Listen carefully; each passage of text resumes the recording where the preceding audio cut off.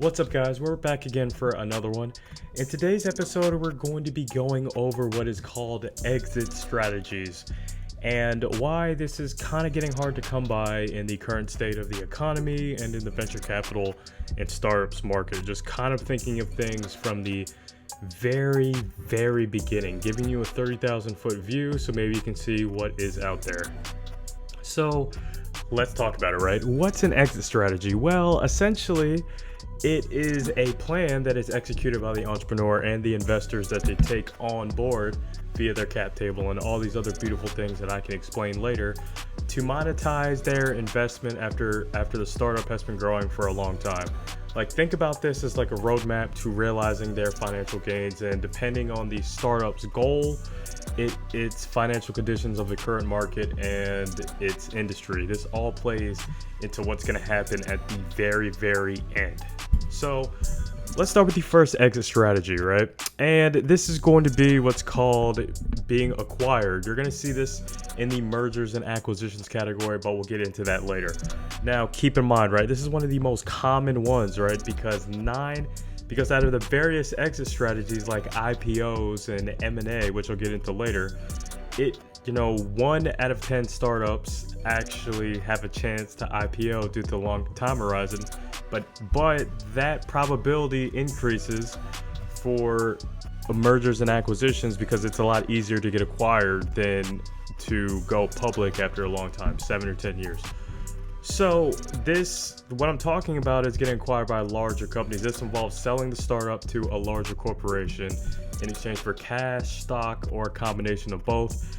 This type of acquisition provides liquidity for founders and investors while offering resources and market access to the startups. So if you've ever heard the concept of going public, this now allows you to buy stocks in the company. Think about things like your Instacart and all these other things, how this is such a big deal. So with that being said, let's go to IPO, or initial public offering, right? So this involves listing the startup shares on a public stock exchange, allowing investors to buy and sell shares freely. IPOs, they give significant liquidity and visibility to the startup, but require compliance with the regulatory public market and scrutiny from investors.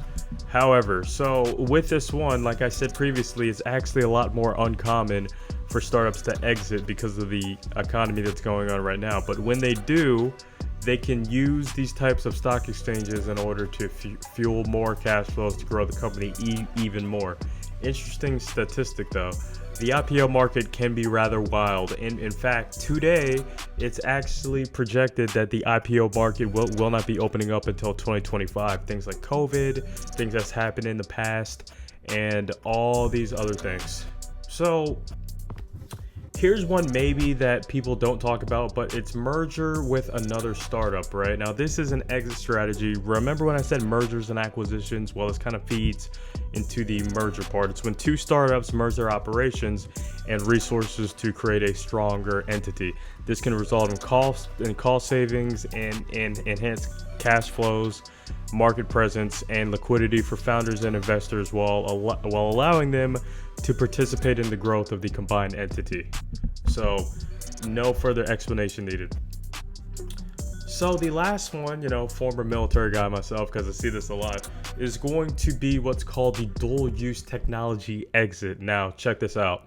If you have a startup that has proved commerciability, right? Product to market fit is what they like to say, but also has a use for things in the defense side, we're talking about military, DoD, all this other stuff, then they can acquire what's called a government contract in order to exit that way as well. And like we've seen it everything, companies within the Raytheon portfolio, within the Boeing and all these other things. So I just wanted to let you know that it's not that hard to come by.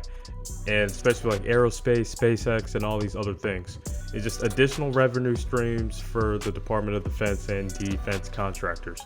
But this one's kind of hard to come by if your focus is somewhere else. Don't expect creator economy or something outside this realm to ever have a defense contract. I just figured that was worth stating. So guys, with that being said, I just wanted to give you a little bit of overview about what the various exit strategies look like, and I'll see you on the next one.